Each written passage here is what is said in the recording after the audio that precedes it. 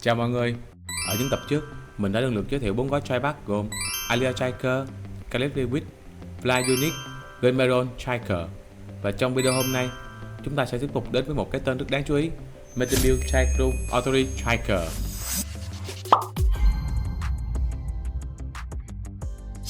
Ra mắt từ tháng 11 năm 2021, đến nay Tricrew Authority đã có tuổi đời khoảng 5 năm trên thị trường. Thời điểm mở bán, mức giá niêm yết của bộ này là 27.500 yên. Mặt sau của hộp được Bandai thiết kế như một màn phô diễn toàn bộ sức mạnh của Tricrew Authority Striker. Hình lớn ở trung tâm thể hiện đầy đủ các hệ thống vũ khí từ railgun, beam launcher cho đến súng trường, khiên và bộ cánh Authority đặc trưng. Phía dưới là các góc trưng bày từ khác nhau, từ dáng đứng tiêu chuẩn, bầu chiến đấu với thanh kiếm chống hạm, cho đến góc nhìn từ phía sau để thấy rõ toàn bộ backpack. Và đây là toàn bộ phụ kiện và trang bị mà bạn sẽ nhận được khi mở hộp. Ở phiên bản này, Tricrew vẫn đi kèm súng trường, khiên và dao găm, tương tự như bản Tricrew Grand Slam, nên phần này mình sẽ không nói lại. Mình có để link ở phía trên, bạn nào quan tâm thì có thể xem lại cho tiện. Còn phần backpack, tức là Authority Striker, thì vẫn có thể trưng bày độc lập. Điều thú vị nữa là bộ này có thể mix với Alia Striker, thậm chí lấy thêm một vài phụ kiện từ Sword và Launcher để tùy biến Authority thêm một kiểu khác. Authority Striker là try bag dành riêng cho MBF Zero Two Tricrew, được trang bị hệ thống đa năng EW454F, một trang bị nổi bật với khả năng tích hợp nhiều loại vũ khí trên cùng một form. Và đây, toàn bộ kho vũ khí mà em nó mang vác trên người, đúng nghĩa là một pháo đài bay. Bộ cánh được chia thành 2 tầng, mỗi tầng bố trí 3 điểm gắn các cụm tên lửa. Phần chốt các cụm tên lửa theo khuyến cáo là khá dễ gãy nếu thao tác sai, nên mình chỉ gắn nhẹ, không ấn sâu vào để tránh rủi ro. Tiếp đến là gắn cặp súng, được gắn lên Authority Striker thông qua hệ thống khớp nối. Hệ thống khớp nối này khá chắc.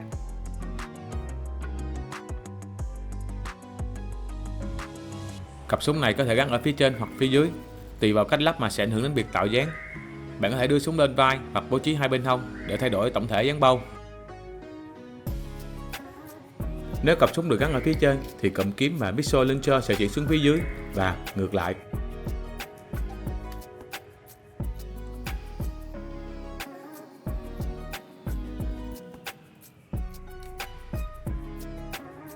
Tay cầm của kiếm chống hạm được thiết kế tách rời, khá tiện khi lắp vào bàn tay.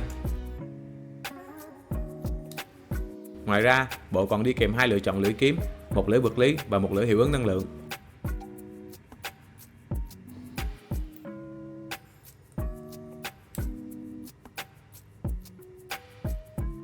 Authority Striker, ngoài việc gắn sau lưng Tricrew thì vẫn có thể trưng bày riêng biệt.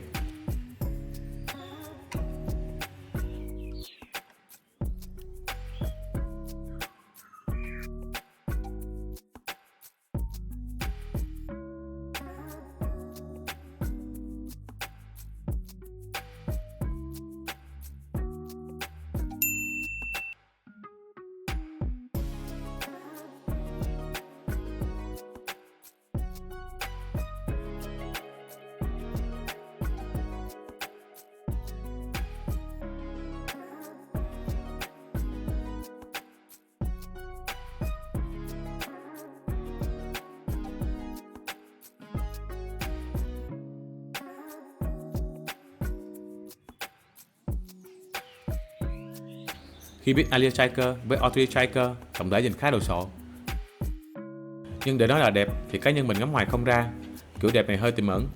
Ngoài ra khi kết hợp lại thì độ chắc chắn cũng không thực sự là mình yên tâm, cảm giác hơi thiếu ổn định khi trưng bày.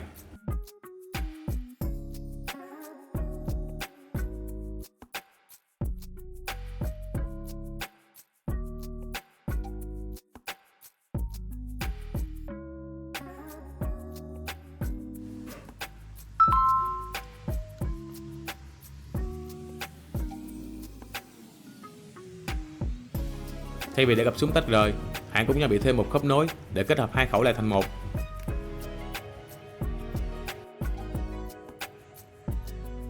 Các chi tiết đi kèm với cặp súng khi tháo rời thì nên cất ngay vào khay nhựa để tránh bị thất lạc.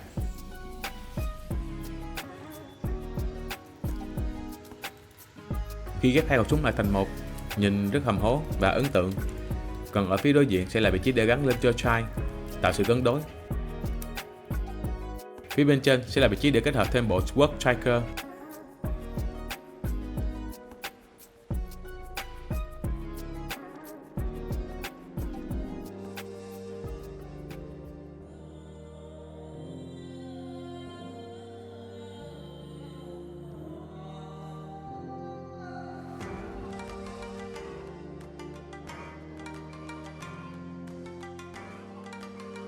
Bộ Authority Tracker vẫn có thể gắn được cho Archay nhưng cần thông qua bộ chuyển đổi, và trong bộ này cũng đã được trang bị sẵn.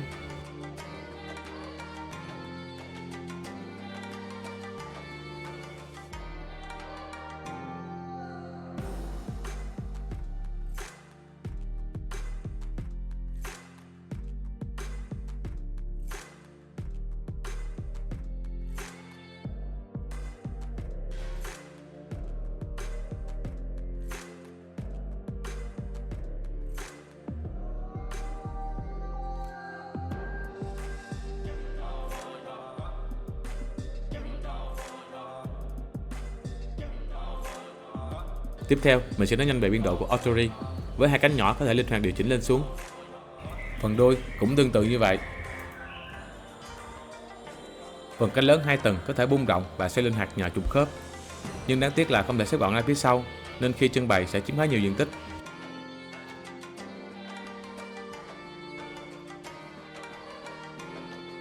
Cụm thốc gập được thiết kế khá linh hoạt, cho phép tên lửa và kim châm hạm có thể triển khai ra phía trước, nâng cao lên hoặc xoay ngược ra phía sau theo phương thẳng đứng.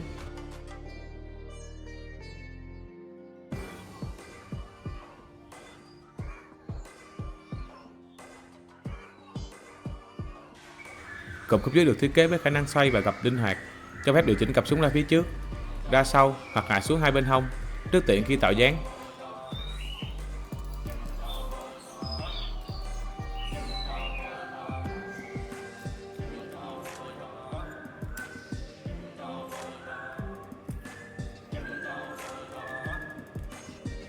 Kéo phần đầu máy bay và gập xuống.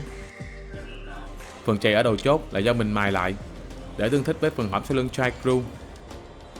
Mình có thử lắc nhẹ để test bộ bắt nhưng vẫn rất chắc chắn, không hề có cảm giác bị lỏng lẻo.